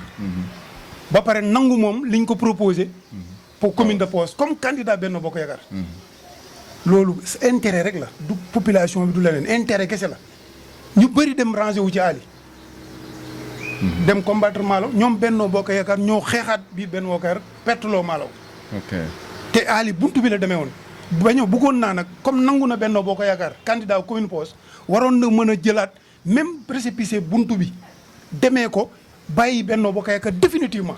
kon xëy na moom si boppam bu defee jàngat yi xëy na li ñu gis ñun ne am na ñu saboté ci biir moom du ko naqari parce que dañuy naan kuñ fay sa bor nga mer li nga leble moo baaxul waru ko metti donc ñu ngi ñuy seetaan ba léegi ci seen débat spécial boo xam ne dañu ciy jàngat li nga xam ne moom moo xew ci élection yi ak résultat yëpp ma bëggoon ñu dem ci deuxième partie bi ñuy wax implication des jeunes parce que bu ñu xoolee la majeure partie des listes yi nga xam ne investir nañ boo xoolee jeunes yi ñoom ñoo ëpp tey su ma nee jeunes yi ñoo ëpp sànq cité nga ko Lamine Ba jeune la docteur Aliou Gory Diouf jeune la Abdou Diaw jeune la Lamine Gueye jeune la donc lu tax engouement wu jeunesse boobu te ci loo xam ne daanañ ko gis le plus souvent ay député ñi ñu doon wax député yëpp gis ci kuñ ne jeune la dañ lay yóbbu liste nationale duñ lay yóbbu nga nekk des têtes de liste départementale yow ban jàngat nga am ci engouement jàngat bi mooy engouement bi rek mooy ma ne ñoom lii naxe bu yàgg la rek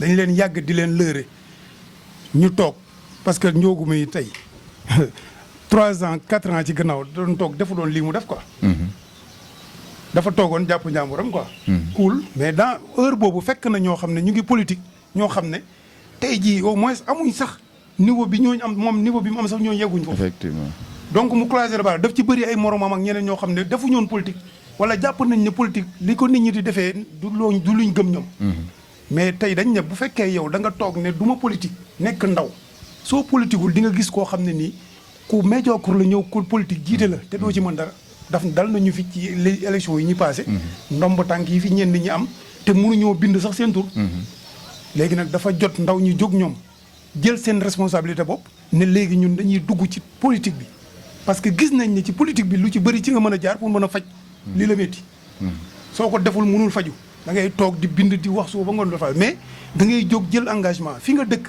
défendre ko loolu dafa nekk ci loo xam ne jaamu yàlla ci la bokk donc moo tax jeunesse bi te instant bii nii ñoom ñëpp ñu mobiliser wu dugg moo waral candidat yi ngay wax noonu yëpp donc loolu boo xoolal ci gannaaw tuuti rek gisoo woon benn jeune comme ni nga doon waxee bu dugg sur le terrain politique amuloon fenn mais léegi nii wax dëgg neex yàlla képp kuy politique muy mag muy ko mën na di nga bàyyi ndaw ñi xel di nga xam ne tey affaire bi changé na te ndaw ñi jël nañ relève te xam naa dama lay jox preuve rek mooy les serviteurs Pape Djibril Fall c'est la première fois rek mu participer ci élection effectivement gis nga li mu am waaw donc kooku jeunesse yee ko porté effectivement donc mooy lay won ne la woon day wonee ko quoi la woon moom day wonee ko waaw Lamine yow moom xam naa yaa ngi wan gars yi vraiment ni nga occupé woon terrain bi par rapport ak élection yi passé te vraiment moo tax sax implication boobu gën nañ koo sentir ren ci jeunesse Benno Bokk Yaakaar donte ne yeneen jeunesse yëpp impliqué nañ mais aussi ci tête de liste yi comme ni nga ko waxee ay jeunes bëri na ci lool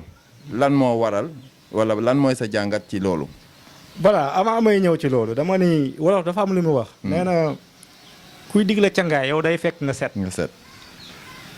loolu dama jàpp ne ñoom Grand Laye ñoom ñoo moom loolu parce que bu ñu delloo ci gannaaw tuuti rek élection locale ñëwoon na fi waaw ñoom ñu amoon Khadim Diallo ak Lamine Ba waaw am ñoo xamante ci commune bi fii la ñu dëkk ñu ne duñu jàppale Lamine Ba am ñoo ci commune bi la ñu dëkk ñu ne duñu jàppale Khadim Diallo effectivement donc pour dire unanimité amul fenn déedéet par rapport ak li nga xamante ni mooy les choix tey ñi nga xamante ne d'accord nañ ci li nga xamante ne mooy le choix daal di maane am nañ ci droit ñi nga xamante ne d'accord ci am nañ ci droit effectivement donc c'est ça la démocratie mooy li nga wax sànq beneen bi mooy man dama gëm ni tey mon frère mu ngi koy wax sànq le président de la république n'est pas n'importe qui te dafa am li nga xamante ne mooy calendrier gis nga tey bu yàlla defoon yàlla may la li nga xamante ne mooy ndomba tànk am na yu bari yoo xamante doo ko mën am sotu sow si di ba nag xaw ma ki nga wax noonu penn mbaaw bi nga joxe sànq comme exemple xaw ma les raisons waaye dama gëm ni tey ñun ñëpp ay sénégalais lañu et foo nekk fu ne war ngaa mën a liggéey li nga xamante ni mooy sa askan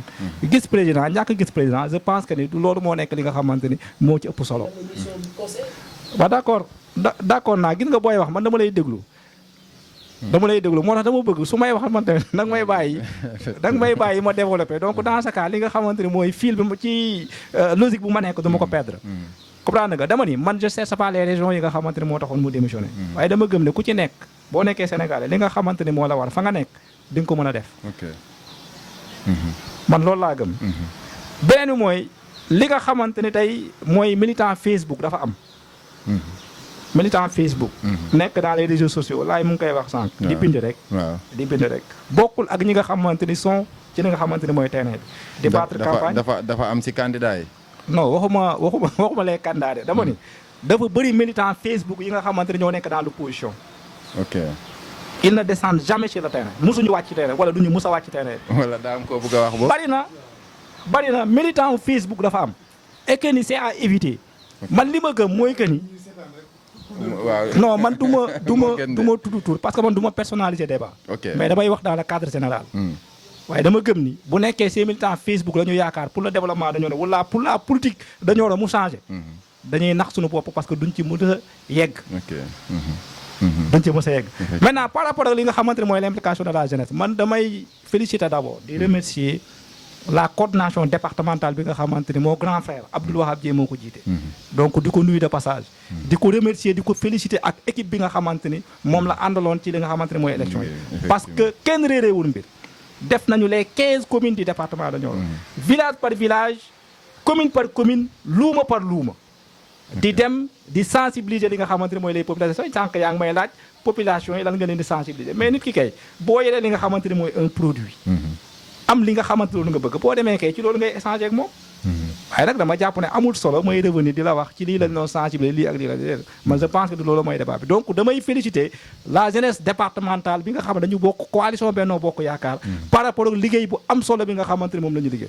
et ñu nekk des jeunes yoo xam c'est des jeunes très disciplinés. lu tax ma wax ko mooy que ni mosuñu taxaw laaj. déedéet te pourtant les capacités les compétences am nañu ko pour doxal pour jiite. nañu jël exemple des élections locales y a combien de jeunes yoo xamante ni devenus nañ des conseils municipaux et des conseils départementaux y a combien bari na trop. donc les responsables commencent à savoir l'importance de la jeunesse dans la politique bi nga xamante ne moo nekk dans la politique départementale. et que ni mu nekk li nga xamante lu am solo la. maintenant li nga xamante ne moom laay lancer appel mooy que ni ne la jeunesse nañ leen responsabilité nañ leen jox li nga xamante ne mooy ay ndombo tànk ay responsabilités. effectivement. maintenant de ce fait ça leur permettra la politique bi nga xamante ni moom la ñu war a def li nga xamante ni mooy au niveau départemental dinañu ko mën a def donc le président de la république na doolelaat ndaw yi nga xamante dañu bokk coalition Benno Bokk Yaakaar ñu nekk ñi nga xamante ni wax dëgg yàlla c'est des cadres ay boroomi xam-xam te dara yittelu leen wala xamante ni moom moo nekk le département de Nioro effectivement. fu ñu munti dem fu ne lu mu guddi lu mu naaj département Nioro la ñuy njëkk a xalaat donc mu nekk li nga xamante ne wax dëgg yàlla man dama gis ni l'implication de la jeunesse ci li nga xamante ne mooy wàllum politique bi dañoo gëm ne ñoom ci la ñu bokk Cheikh ak nag terrain bi seen i naataango waaye nag nañuy bàyyi xel benn mbir mooy que ne ñun ñëpp ci dëkk bi la ñu dëkk et que ni bu kenn foog ne yow yaa gën a bëgg sa morom li nga xamante ne mooy dëkk bi effectivement. man su ma neexoon ma toog sama kër waaye du ma ko def dama gëm ne ci li ma bokk du ma xaar ñu ma ciy boole. voilà effectivement. beneen bi nag bul ne yow ci li nga nekk rek a baax ci Lamine Diallo ci lu mu nekk baaxul parce que on est des jeunes yoo xamante ne dañu conscient jàng nañu am nañu xam-xam lu mu dee. effectivement. waaw donc daal l'implication de la jeunesse ci li nga xamante ne mooy wàllum politique bi man dama gis ne c'est normal et je pense que ni les responsables qui sont là commencé nañu bàyyi xel ci loolu ba tax na ñu ngi jéem a jiital wala ñu ngi jéem a xool na leen pexe la ñuy teg ba ndaw ñi nga xamante ne ñoo fi nekk di pratique la politique dañ gis seen bopp ci li nga xamante ne mooy wàllum politique bi. ok voilà. c'est bien dit en tout cas li ñuy wax rek jeunesse bi moom toll nañ foo xam ne responsabiliser leen dafay am solo parce que vu tey bu ñuy wax. porte à porte bu ñuy wax visite de proximité ñoom dañ ciy am wàll te boo waxee porte à porte wax visite de proximité ki ngay sa vis-à-vis day xaar nga koy wax da lay déglu boo jëlee discours politique bi si meeting nga xam ne tëgg ak fecc la indi ko ba ci buntu kër ba ci digg ëtt toog jàkkaarloog nit ki di wax donc commencé nga changer doxalinu politique ki toog si digg ëttam nga ñëw dugg di wax ak moom li nga koy wax war na bënn noppam. mais c'est ça grand parce que boo xoolee ren.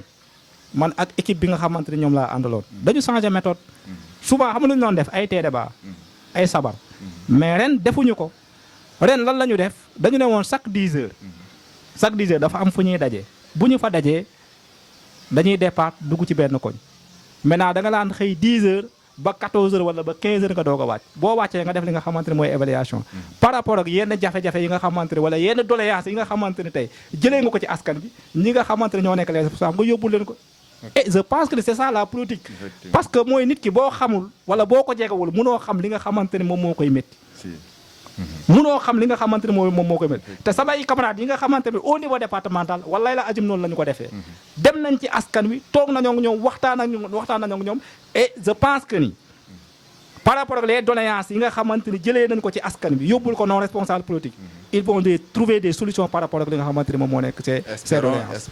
espérons que ne dinañ ci trouver des solutions Ndiogou implication des jeunes wax nañ sànq jeunesse africaine pour la citoyenneté citoyenneté moo lay boole ci doxalinu réew mi moo lay jox responsabilité ba nga cay laaj mais aussi balaa ngay dem ci loolu yëpp dafa am discours booy jaar sànq yaa ngi koy wax ban discours la ñuy offrir donc jëlee nañ ko ci meeting indi ko ci porte à porte donc discours bi nga xam ne moom la jeunesse bi war a porter pour am responsabilité boobu ban discours la war a doon. Voilà, Lamine di le remercier peut-être avant may revenir sur l'implication des jeunes ak discours bi damay wax le frère Diallo ne ko les réseaux sociaux dafa jar a jox cër jar a xoolaat bu baax parce que jamono bu ñu toll ni 21e siècle réseaux sociaux yi ñoom ñooy fal ñooy folli ça il faut que ça soit clair lu jar a bàyyi xel on parle de réseaux sociaux c'est très important le mot beneen mbir mooy gis nga bind dafa bokk ci parmi les formes d'expression loolu moom dama lay wax dañuy def tuuti donc ci benn cours en communication te bind dafa am solo ci expression ce que l'on conçoit bien s'énonce clairement et les mots pour le dire arrivent aisément c'est important donc avant may ñëwaat ma revenir tuuti rek ci li nga wax ci cadre Benno à Nioro dafa am benn tricherie bu grave bu fi am te oncle Ablaye wax na ko xam nga tricherie weesuwul man ki ñu investir ànduma ak moom duma ko battaral campagne on pouvait citer des noms ji nga am na ci ñoo xam ne je les ai suivis ba jour ba le DG des finances ñëwee Nioro aussi nous sommes très bien informés dañoo bokk seen biir jege leen on a des informations claires que ne il a fait pression sur certains leaders ne leen pourquoi yéen depuis lors vous n'êtes pas sur le terrain certains le jour laa leen dégg aux alentours de chez moi ñuy may ay 10 000 francs ci mbedd bi. mais dama bëggoon aussi que ne étude boobu jàngat boobu boo koy def. waaw da nga koy yaatal. parce que aussi. tricherie boobu boo ko gisee ci Benno Bokk Yaakaar. war nga ko xool aussi ci beneen cas. non xam nga actuellement ça il faut ça dama lay wan rek boo seetloo. tey li ñu wax ay candidats la ñu wax. waaw donc élection bi au niveau national la. mais boo xoolee tey par exemple Yewwi. waaw amul candidat au niveau départemental. c'est-à-dire amul candidat au niveau départemental. mooy erreur bi nga def Lamine vous n'êtes pas bien informé. déedéet non maa ngi ñëw qui était le numéro 2 de Lamine Ba. non mais si wàllu bi lañ ko investir. waaw mooy li ma la loolu laa lay wax c'est-à-dire il faut savoir le système de Yewwi même damay dégg journaliste naan ça n'a pas de valeur juridique. Il y a ce qu'on appelle des circonstances politiques en sciences politiques. L'intercoalition Wallu Yewwi n'a pas une valeur juridique à l'Assemblée, mais cette intercoalition est conçue selon une circonstance politique. C'était quoi l'objectif? D'empêcher au président Macky Sall d'avoir la majorité à l'Assemblée nationale. Ils l'ont fait, ils l'ont réussi, c'est clair, c'est fini. Foofu la yam même Yewwi ci boppam sax war nañ ci xóotal débat dinaa ci bind ci les jours à venir pour wane ne la 14e législature sera une mornée, c'est-à-dire que mooy législature bi gën a nar a gàtt fan ci histoire politique du Sénégal. Parce qu'en 2024, quoi qu'il en soit, cette législature sera déçue dootul continuer dinañ si ñëwaat ci yeneen débat te yëpp dañ koy teg ci ay données ak science politique loolu sama domaine la parce que dama ko jàngi université. léegi bon pour ñëwaat ci waa Nioro pour wane la man dama dégg koo xam ne à 24 heures des élections ñu envoyé ñu ay vocales yu mu def si ay groupe am suñu ay bokk si mu ne leen faut pas voter kooku xamul la mooy enjeu élection législative. yéen a ngi wax ne waa PDS dañoo réeré woon ci élection locale. Élection locale, c'est le rendez-vous entre le candidat et sa communauté délocalisée.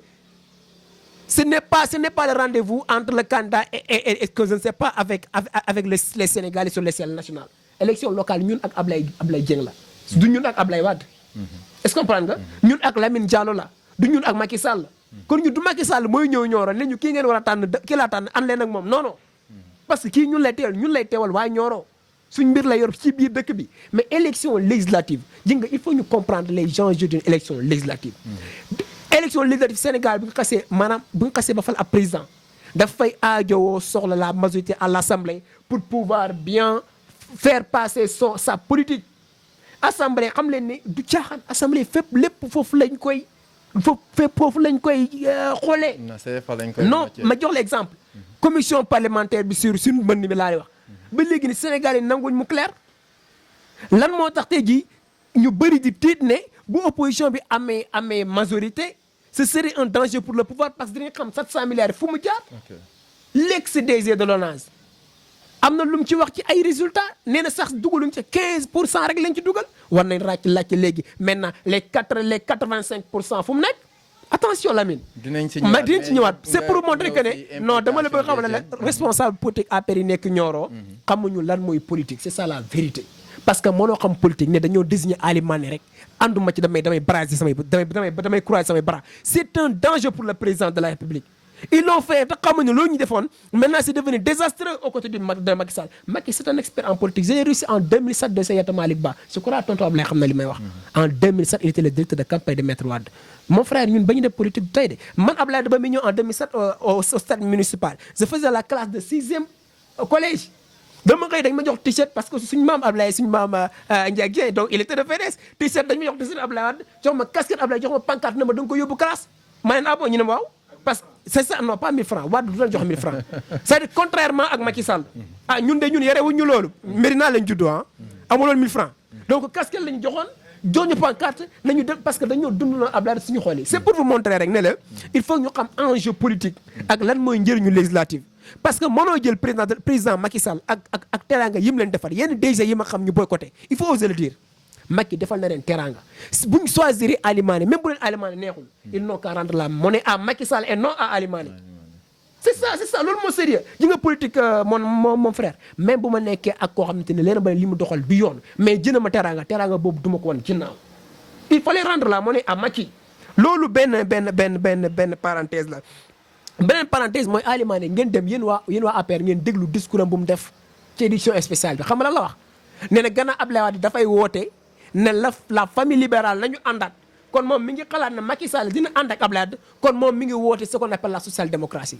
ce qu'il a dit est grave te pourtant un leader parmi vous leader sur ak Nioro commune wax na ko nee na Macky mi ngi diriger Ali Mané suba moom mooy taxaw jàkkaarloog ñun waa APR et l'avenir nous édifiera éveil de conscience des jeunes dama la poser léegi ay questions yoo xamante ne ñun daf ñuy xante dañuy toog di ci étudier mooy ñun Sénégal nan lañ mën a nekk ay pauvres chômage bi bëri ci mais ren ñi defee woon concours greffier pour entrer au greffe lépp même thème lañ leen def le chômage des jeunes même les plus crack cadres de ce pays ils se posent la question de savoir Sénégal nu mën a nekkee nii pauvre nii chômage bi amee ni doole te kon chômage bi 2014 ba 2012 non 2012 ba 2014 dafa gën a dégringoler chômage bi gën a bëri alors que réellement Sénégal mënoo am or am phosphate am fer am lu ne mais mënoo avancer beneen mbir mooy qu'il n'y a pas jeunesse bi dañoo xam ne Sénégal mais xoolal suñu agriculture développé wul c'est pas modernisé. région de Kora moo nekkoon le bassin arachidier kenn waxatu ko amatul dara yaa rien maintenant mais xool suñu élevage da ngay gis sàmm yi dañuy mujj di jël ay garabu acacia di ko jox suñu nag yi ñu koy lekk. dans un siècle boo xam ne ñax sax dañ koy bay. kon ñun suñ collectivité locale lu ñu jëriñ. c'est-à-dire que Lamine ces questions là qui hante ñun dañuy toog di étudier mais on se dit attends ñu les gens là ne travaillent pas dama leen di wax ñoom nañ am habitude les jeunes du parti au pouvoir il faut que vous ayez parfois l'habitude d'organiser des forums et des déplacements dans les secteurs comme ISRA. c'est-à-dire que ñoom loolu la ñu xaar si ñoom pourtant ils ont les moyens parce que ñoom seen cadre yi bu ñu leen tegaloon des plans d'action yoo xam ne ça va dans le domaine des enquêtes économiques et autres mais ils vont le financer mais mooy problème Lamine bi la man je ne suis pas de l'opposition ni du pouvoir man je suis aux côtés du peuple non c'est ça vous pouvez le dire si l'opposition est aux côtés du peuple donc moi je suis de l'opposition il faut que ça soit clair mais dama ne ñoom nañ di xoolaat offre politique c'est important ñun yii moo tax parfois jeunesse bi yeewu ne ñun mëntuñu kon ne da ci ginnaaw ay nit yoo xamante ne amuñu lenn lu ñu jëriñ mais des DG à Nioro qui ne recrutent même pas mais je vous donne l'exemple d'Abdoulaye Diatta je reconnais ça ses mérites parce que dama xam aussi indirectement am ñu ma xam ñu ko jege am fu ñu jaar Abdoulaye Diatta depuis qu'il est dans l'enseignement Kër Madiabel la commence dans le département de Nioro la commence di recruter Il est directeur de général de l'ANPEJ. Mais ANPEJ, je peux vous dire combien de jeunes dans le département ñoom la Ablaye jàppale ñu nekk ANPEJ ñekkul jàppale mais daf leen jaarale si yoon parce que dañoo déposé am xam-xam def ay entretien réussir ko des jeunes dans le département comme dans sa commune cause pour laquelle il a fait une razzia à Keur Madiabel. Je le félicite, c'est un travailleur. Depuis Ablaye Wade nag noonu la mësa mel mais à Nioro commune directeur des finances directeur APROSI des ministres conseils qui ne nous servent à rien du tout. C'est ça la vérité, il faut qu'on ose le dire. Et il y a des jeunes cadres ici à Nioro. Tonton lay wax na ko, il ne peut même pas avoir des stages. Des gens yoo xam ne tu ne peux même pas les voir. Mais c'est grave, c'est gravissime. Il faut que ñoom jeunesse bii ñu ànd ak ñoom nañu revoiraat seen bopp aussi nañu am ouverture. Man j'attendais d'eux parce que ñoom ñoo nekk en position de force. ñu def ay forum yoo xamante ne il convoque tous les jeunes de la commune sur des discussions avenir commune bi tey ñoom boo leen bi ñu leen dem laaj les potentialités de la commune de Nioro xamuñu ko. Je les défie. Ils ne savent même pas Nioro yenn potentialité la am tey Nioro bu ñu ko bëggoon développer tey ci fan lañ war a mën a jaar le chemin des jeunes il faut leur poser est-ce qu'ils ont des solutions ils ne l'auront pas. On a suivi Djim durant sa campagne. Qu'est-ce qu'il a dit par rapport au chemin des jeunes? Faire Nioro comme je ne sais pas l'entrée de Dakar. Hein? Diamniadio. Mais combien d'années il est directeur ICS? Combien d'années il est directeur APROSI? Est-ce qu'il a démarché des partenaires venir à Nioro et s'implanter ici à Nioro? On leur pose cette question-là. C'est pas Djim APROSI qui nous intéresse. On connaît Djim depuis ICS. Il a un carnet d'adresse très riche. Moi, je parle en connaissance de cause. Espérons que même bu ko suivre aussi dina répondre si interpellation. Moi éveil jeunesse bi il faut que ces jeunes-là il faut qu'ils osent faire face à leur leader. C'est-à-dire que ñoom ñoo war a prendre leur responsabilité devant leur leader ñu ne leen ñun ànd nawle la ñuy ànd c'est important ce mot ànd nawle. Nous ne sommes pas derrière vous mais nous sommes avec vous. Notre avis compte. Il faut que vous nous écoutiez ñun dañoo am ay soxla te soxla mooy soxla dëkk bi il faut ngeen apporter des réponses à nos questions. Il faut qu'ils prennent leurs responsabilités. Merci monsieur Guèye donc wax nañ implication de la jeunesse mais beneen mot bi ñu ci teg mooy responsabilité de la jeunesse. Surtout. D'accord nga ci. waaw vas-y dañ koy tëj. Voilà merci monsieur Guèye et je pense que ni li nga wax am na solo trop waaye je pense que ni notre président conseil départemental réeré woo mbir ci ay fan yi ci gannaaw organisé woon na fi benn forum Fodène maintenant genre ndëpp la woon pour xool nan la ñu war a mën a def ba li nga xamante ne mooy le département de Nioro dinañ ko développer. Forum wala pré-forum. waaw pré-forum. autant pour moi pré-forum parce que forum bi ñu ngi ko jàpp mois de septembre. donc moo tax man ma jàpp ne li ngay wax nii les responsables qui sont là ñu ngi bàyyi xel ci li nga xamante ne moom ngay wax. maintenant beneen bi mooy par rapport ak li nga xamante ni tey moom nga reconnaître Ablaye Diatta que je salue de passage di ko féliciter par rapport ak la victoire bi nga xamante ne am na ko au niveau de Keur Madiabel ak sama gars yi nga xam ne ñoom la ci àndal comme ñoom Insa Sarr ñoom Guèye ak ñoom Amir.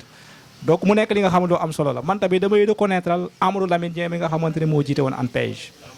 man je connais pas mal de jeunes yoo xamante ne ci département bi dëkkuñu Wack Ngouna de mais dans le département de Nioro yoo xamante ne ñu ngi biir ANPEJ di liggéey. ba ñu ko joxee li nga xamante ne mooy IPRES yàggul mun naa cee compter 10 wala 15 yoo xamante ne présentement jël na leen dugal leen fi nga xamante ne mooy IPRES. dama ni gars yi ñu ngi def. waaye nag dañu ne def bi nañ ko gën a yokk. te loolu ku nekk am nga ci sañ-sañ. moo tax li ngay wax ni man dama la koy nangul mooy que ni ne tey y a des jeunes qui sont là. tey soxla wuñ lu mooy liggéey. donc les responsables yi nga xamante ne yàlla may na leen am pour seen loxo jote. donc nañu gën a baral wala nañ koo gën a yokk et je sais que ni les responsables sont conscients de ça te je sais que ni ils le feront. donc daal mu nekk li nga xamante ni wax dëgg yàlla man dama gis ne lu yenu maanaa la beneen bi nag li nga xamante ni moom laa ci bëgg a wax tey dama jàpp ne bu ma ne militant yi nga xamante dañu nekk dans les Facebook dans ki tudd dans les réseaux sociaux bind lu am solo la waaye nag dafa am loo xamante ni moom la askan bi gën a soxla parce que du ku nekk am accès fi nga xamante ni moom moo nekk dans les réseaux sociaux déedéet te population bi lu ñu gën a soxla mooy que ni ki nga xamante ni day dem seen wet jege leen di waxtaan ak ñoom di xool li nga xamante ne mooy seen i jafe-jafe pour apporter ci li nga xamante ne mooy solution. beneen fléau bi nga xamante ne moo ci gën a doy waar te mu nekk li nga xamante ne tey kilifa diine yi sax wax nañ ci. tey nañu xool kenn ñemeetul dugg Facebook publier dara parce que boo ko defee ñu saaga la wala ñu xaawi li nga xamante ne mooy sutur te phénomène boobu lan moo ko indi fi nga xamante ne mooy Sénégal. moo tax dama ne ñun même bu ñu nekkee ay ndaw nañu revoiraat li nga xamante ni sunu taxawaay la. parce que def politique taxul.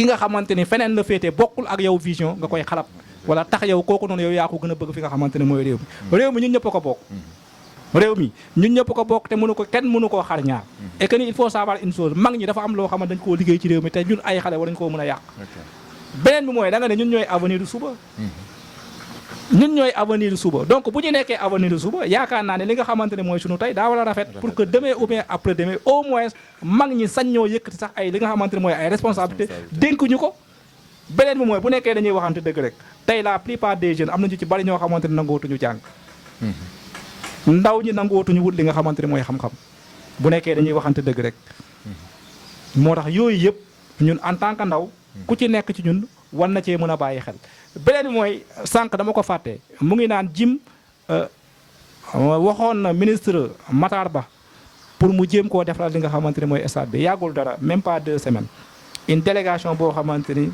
ay chinois lañu ñëw nañu xool li nga xamante ne mooy stade de Nioro moo tax man dama gëm ne des promesses yi nga xamante ne diggee woon nañ ko ak askan bi man gëm naa ne ñu ngi ci waaye dama ne procédure bi dafa gudd te procédure bi souvent day xaw a jël temps mais bu ñu yàkkamti te tollooguñu fu ñuy évaluer un maire tollooguñu foofu aux États-Unis il y a waaw d'accord non mani xam nga tey bu ñuy jël les grandes puissances di ko booleeg réew mi nga xamante ne réew mu mel ni Sénégal la laa day xaw a contradictoire non dama ko dagg damay jox kenn seen candidat bi nekk Linguère l'ancien ministre de l'Intérieur Aly Ngouille Ndiaye xam nga lan moo ko may doon Linguère je vais faire cette conférence chaque année waxuma ne 2 ans chaque année dafay organiser ngandi activité convoquer tous les habitants de sa commune na leen at bii ba ngeen ma mairie bi lii laa fi def ana lan ngeen si gis ana lan ngeen di yokk cause pour laquelle tey Linguère dañoo renouveler leur confiance ci Aly Ngouille Ndiaye te pourtant Linguère xam nañ bu baax na réellement opposition bi li ñuy wax dëgg la mais Aly Ngouille Ndiaye daf leen ji loo xam ne vraiment confiance boobu ne duñ ko teggi loolu rek laa ko bëgg léegi pour gën a dëggal waaw ma ne pour gën a dëggal li nga xamante ne moom nga wax sànq yaa fi joxe exemple Ablaye Diatta da yaa ko fi joxe woon Ablaye Diatta génnoon na ci nguuru Ablaye Wade toog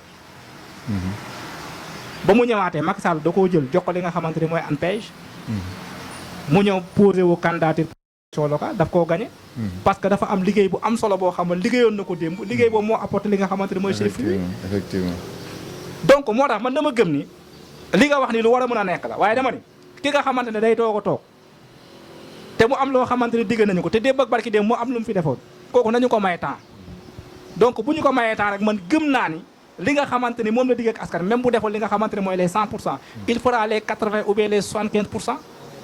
merci Ablaye ñu may ko temps la wax de. waaw nañ ko may temps la wax mais damay waxaat Lamine tuuti ne ko di ko ñaax parce que am na benn appel bu mu lancé léegi. ne ñoom nañuy xool jeunesse bi nañ leen bàyyi xel dénk leen des postes de responsabilité. effectivement loolu foog ngeen soppi doxalin pour loolu mën a am. waaw ñoom foog ñu soppi doxalin foog ñu pour loolu mën a am ñoom li ñuy tuddee seen bopp jeunesse Benno Bokk Yaakaar. li may wax xam na ko bu baax a baax a baax leader yi nekk ci département bi dañ leen di utiliser Lamine. dañ leen di utiliser la preuve bi may njëkk a teg rek mooy bi leen Macky Sall di recevoir Kaolack.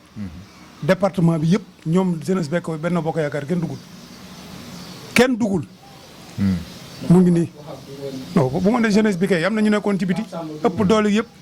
yaa ngi dégg biñ génnee may ma rek ma ñëw bi ngeen génnee da ngeen di def point de presse ci guddi gi Kaolack leader yi teg seen tàng ne leen bu leen ko def. may ma ñëw ku ko dugal. maa ngi ñëw rek niñ duggee mën naa ko wax. moo déglu ma wax la ne li tax mën na leen dañ leen di diviser déglu ma rek Pape Samb boobu muy wax booy Lamine ko jël dugal ko defar liste Lamine Dieng may ma ñëw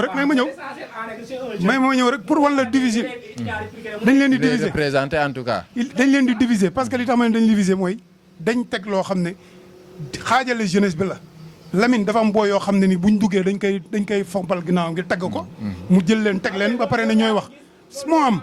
donc loolu rek mooy li ñuy wax à plus de responsabilité parce que responsabilité aussi nekkul ñu jox la ndombol tànk rek. mais aussi gën a defar sa taxawaay pour que nit ñi arrête taxaw gis nga loolu bu fekkee yow responsabilité mooy nga ñëw mu bindal ne la président ñëw yowee wax.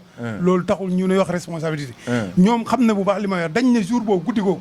dañuy def point de presse ak Kaolack leader yi ne leen bu leen def ma leen nag ki nga xam ne moom laa ci jokkool muy Pape Ali Sy di Passy ma ne ko yéen a ngi nii tant que bàyyiwul leen li ngeen nekkee ñii duñ leen respecté li ngeen nekkee mooy lan may ma rek li ngeen nekkee mooy lan may ma ñëw rek li ngeen nekkee mooy moo tax man li may wax dama ko fekkee effectivement li ma wax dama ko fekkee si ci maa taxaw ci buntu ba man yaa ngi dégg 4x4 bi ñu dugg maa ko dawal ba boobu ñoom ñu wàcc dugguñ ñëw ci suma 4x4 toog di ñaxtu un Papi Gueye un Passy ne dañuy def point de presse bon xam na bu baax li may wax léegi loolu noonu lan laan demee ñu ne dañuy def point de presse ma ne Passy ñu ma ne ko lenn rek laa leen di xamal da ngeen gëm loo xam ne moo leen tere avancé muy xaalis ñoom Benno Bokk Yaakaar bii moo niin rek lañ gëm dinañ leen woo jox leen xaalis ngeen teg li ngeen waxoon ci suuf parce que xaalis boobu ñi leen koy dig am nañ ko mais li ngeen bëgg a wax ñoom bëgguñ mu jëm kaw bëgguñ mu jëm kaw arrangé wul leen mooy responsabilité bu ñuy wax rek quoi. waaw